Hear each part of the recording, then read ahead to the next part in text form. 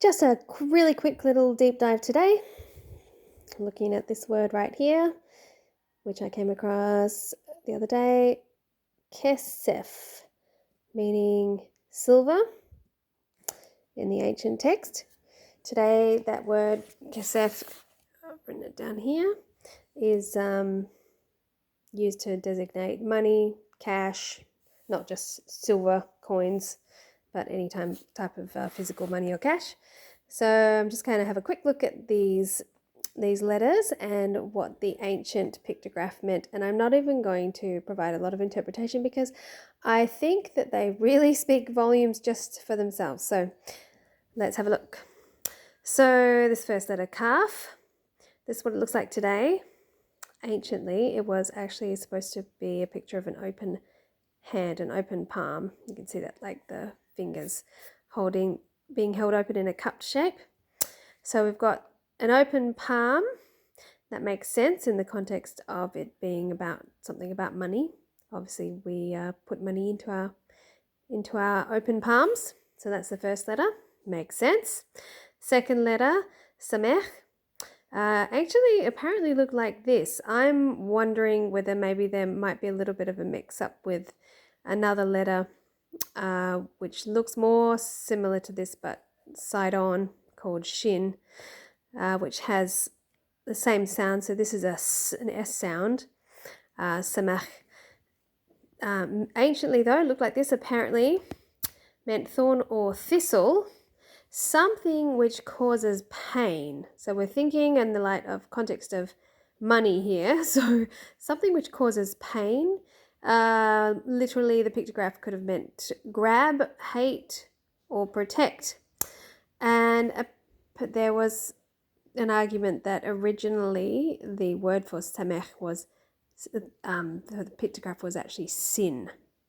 Now, the reason I'm wondering whether there was some mix-up was because there is another character, as I said, which is called shin or sin. Now, it looks like a sort of more like a W symbol.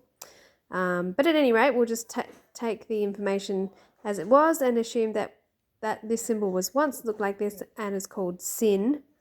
So remember that we're talking about money. So first we've got an open palm, a symbol which meant a thorn or a thistle, to grab, hate, or protect, and was once referred to as sin.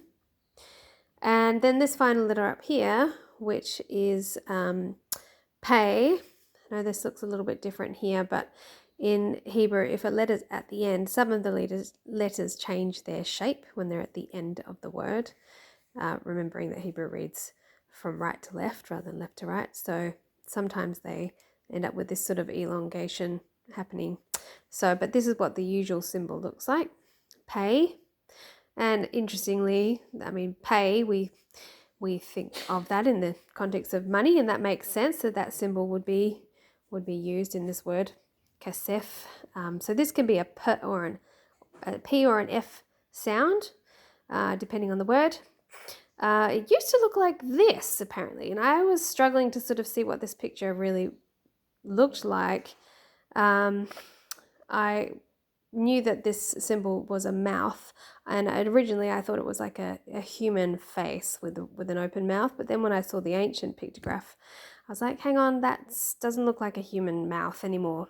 Then I realized it meant more like the mouth of something open, like maybe like the mouth of a cave or the mouth of a river. So that makes more sense. So we've got this open end and then sort of this tunnel, I guess, is what this is actually a picture of. So it's something that's open like a pit. Perfect in the context of money. So something which is open and empty and like a vacuous dark pit.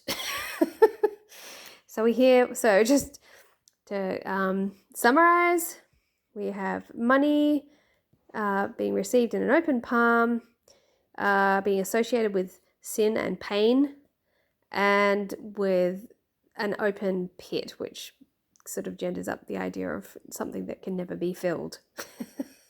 I just think that's pretty apt, really pretty apt with the symbols that they chose to represent cash and yeah, money, gold, silver. All right, that's it for today.